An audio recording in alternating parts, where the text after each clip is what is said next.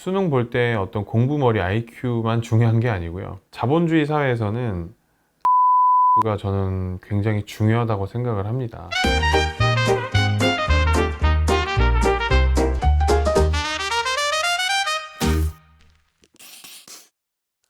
안녕하세요, 여러분. 건한영향력의 이동건입니다. 반갑습니다. 여러분, 아직 저희 채널명이 어떤 뜻인지 모르시는 분들이 있으실 것 같아서 제가 간략히 소개를 해드리자면, 여러분, 선한 영향력이라는 말은 많이 들어보셨죠? 네, 좋은 뜻과 긍정적인 기운을 다 만인한테 좋은 의미를 전달하고자 하는 뜻에서 파생된 건데, 건한 영향력은 제 이름이 이동건이거든요. 네, 건을 따서 건한 영향력을 이제 여러분들에게 다양한 분야, 뭐 정치, 사회, 문화, 경제, 부동산 재테크, 뭐 사회생활 이야기, 사업 이야기, 이성문제 이야기 등등 여러분들하고 충분히 사회에 돌아가는 전반적인 것들을 평소에 쌓아둔 인사이트나 이런 것들을 여러분들하고 소통하면서 알아가고자 만든 채널이라고 보면 되겠습니다. 자, 오늘은 여러분들하고 나눌 얘기는 바로 돈입니다. 총 4가지 카테고리로 여러분들이랑 공유를 좀 하고 싶은데, 자, 첫 번째는 돈이란 무엇인가? 돈에 대한 정의를 제가 공유를 하고요. 두 번째는 돈은 세금이다. 이게 뭔 뚱딴지 같은 소리냐라고 생각하실 수도 있지만, 돈은 결국은 세금이다 라는 그 카테고리를 제가 재미있게 설명을 또 드리고요. 세 번째는 돈은 신용과 빚, 대출이다. 이렇게 일맥상통하는 부분을 흐름에 따라서 제가 자세하게 설명을 또 해드리겠습니다. 그리고 마지막은 한눈에 파악하기 쉬운 경제 사이클의 기본 원리에 대해서 공유를 해드려 보면서 마무리를 해 볼 거예요. 자, 여기서 말하는 돈은 여러분, 지금 여러분 예금 또는 적금 잔고에 얼마 있어요? 네, 그것도 돈이고요. 그 다음에 나의 주식 잔고에 있는 주식도 돈이 되겠죠. 그리고 노동소득, 매달 우리가 직장인이면 매달 돈을 벌죠. 급여를 받고 월급을 받는 매달 들어오는 현금 흐름도 돈이고, 네, 그런 것들이 모든 게 다 돈입니다. 근데 이제 돈은 결국은 중앙은행이나 한국 같은 경우는 한국은행이죠. 한국은행이 이제 기준금리라는 거를 설정을 해놓고 화폐를 찍어냅니다. 이런 거를 뭐라고 하냐면 화폐의 양, 화폐가 통화되고 있는 양이라고 해서 통화량이라고 합니다. 통화량. 자, 근데 돈이란 무엇인가 얘기하다가 왜 갑자기 통화량 얘기가 나오냐? 자, 여기서 제일 중요한 개념은 뭐냐면, 시중에 통화량이 많으면 돈의 가치가, 화폐 가치가 떨어질까요? 아니면 올라갈까요, 여러분? 자, 예를 들어서 시중에 어떤 A라는 마을에 부동산이 2개가 있는데, 아파트가 2개가 있는데, A라는 마을에 통화량이 4억이 있다고 칩시다. 4억. 그러면 산술적으로 봤을 때 이 건물 2개짜리는 한 개당 얼마가 되겠죠? 네, 2억씩 되겠죠. 네, 2억이요. 그래서 왜냐면 이 A라는 마을의 총 통화량은 4억이기 때문에. 자, 근데 한국은행에서 화폐를 막 찍어냅니다. 찍어서 원래는 통화량이 4억이었던 게 예를 들어서 8억을 풀었다고 치죠. 그러면은 2개는 그대로인데 통화량이 4억에서 얼마로 풀렸죠? 8억으로 늘었죠. 그러면 산술적으로 A라는 마을에 건물 2개가 하나의 가치가 지금은 4억으로 점프를 하게 되겠죠. 네. 자, 여기서 가장 기본적인 원리는 결국은 화폐와 화폐 통화량과 그 다음에 물가 상승이라는 인플레이션이 다 이렇게 상관관계가 있는 것을 제가 볼 수가 있습니다. 그래서 결국은 돈은 통화량하고 굉장히 밀접하게 연관이 있고, 이 통화량은 각 이제 소비 제품이나 부동산이나 자산이나 물가 상승하고도 이렇게 밀접하게 연관이 있다. 자, 그럼 여기서 또 하나는 금리랑 돈의 관계는 또 어떻게 될까요? 라고 막 여러 가지가 이제 또 파생되는 질문을 받을 수가 있어요. 금리 같은 경우는 금리가 만약에 은행에서 금리를 높이면 돈의 가치가 올라가는 걸까요? 떨어지는 걸까요? 금리를 올린다는 거는 은행에서 돈을 다시 끌어모은다라는 얘기인 거예요. 왜냐면 예를 들어서 내가 1,000만 원을 빌려주고 금리 2%를 받는 거랑 그 다음에 6%, 7%를 받는 거랑 금리가 올랐을 때는 더 많은 돈을 은행에다가 내야 되죠. 그럼 이 돈의 흐름, 통화량, 돈의 흐름이 어디로 가죠? 시장에서 은행으로 간다는 거죠. 예. 그러니까 쉽게 말해서 금리가 올라간다는 거는 시중에 풀려있는 통화량이 적어진다는 거겠죠. 예. 그러면 시중에 있는 화폐가 점점점 개수가 낮아지면 화폐 가치는 당연히 올라가는 거죠. 아까 제가 말씀드렸던 A라는 마을에 건물 2개가 있었는데 처음에 제가 4억이었다고 했죠. 근데 이게 8억이 되면은 한 건물당 2억, 2억에서 4억, 2억씩 오른 거죠. 근데 다시 8억이었던 게 6억으로 통화량이 이제 줄어들어요. 그러면은 당연히 그것만큼 화폐 가치는 올라가고, 화폐 가치가 올라간다는 건 결국 부동산 가격은 떨어지게 되겠죠. 예. 왜냐면 화폐가 더 상대적으로 우위를 점하니까. 자, 이렇게 작은 사이클 속에서 우리는 돈이라는 것을 이해를 하셔야 됩니다. 그래서 어떠한 제품을 사든, 부동산 투자를 하든, 주식 투자를 하든, 재테크를 하든, 이런 돈의 이동과 통화량에 대한 이해도가 전반적으로 있다고 하시면 자본주의 사회에서 돈을 쉽게 접근할 수 있을 거라고 저는 확신합니다.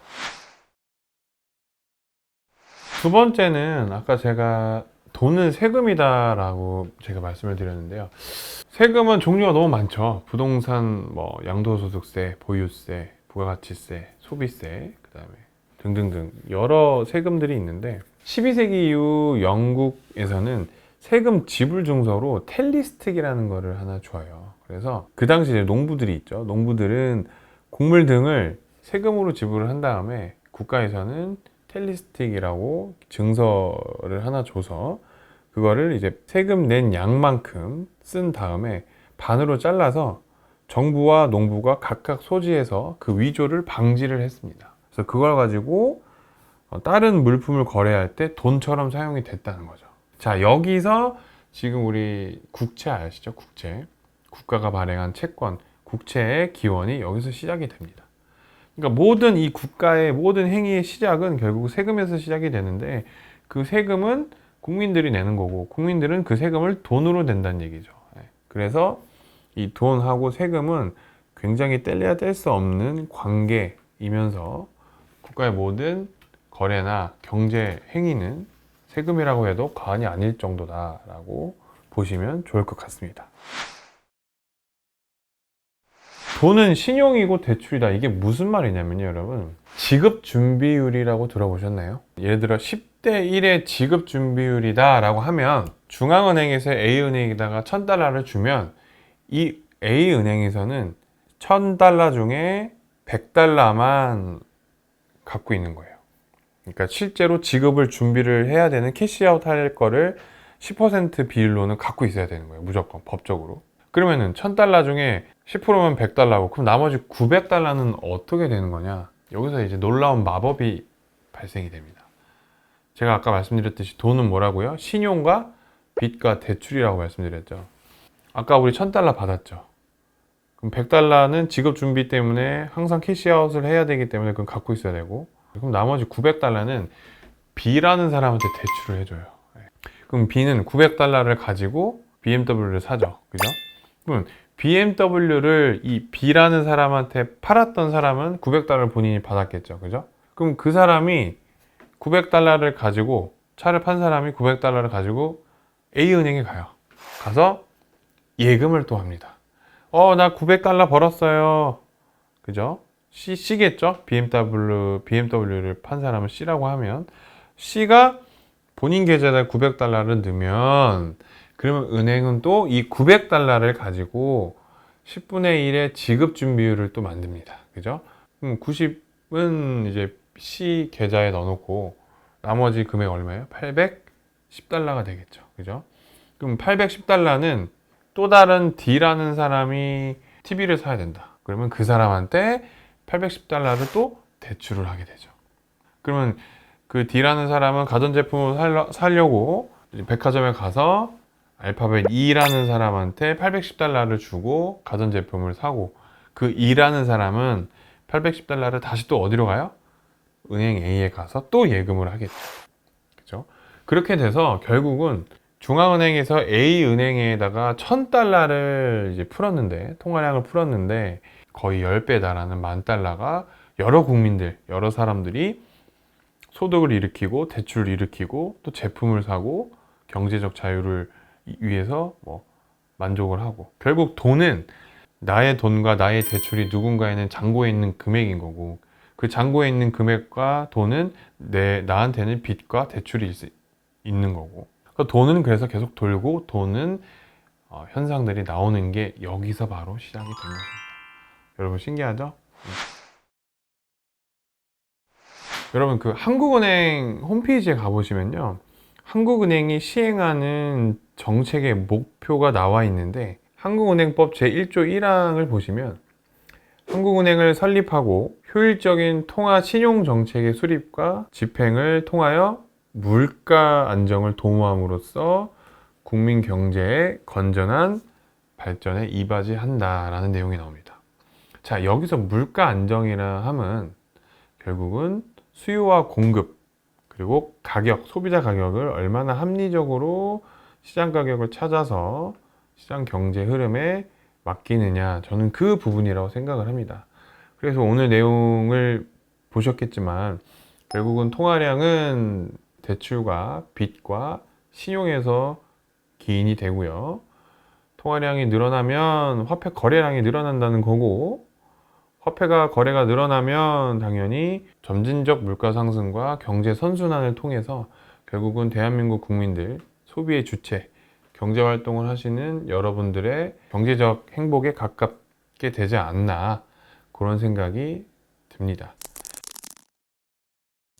자본주의 사회에서는 금융지수가 저는 굉장히 중요하다고 생각을 합니다. 그러니까 수능 볼 때 어떤 공부머리 IQ만 중요한 게 아니고요. 돈과 재테크와 사업, 그리고 금융, 이런 거에 대한 이해도도 굉장히 저는 높아야 된다고 생각을 합니다.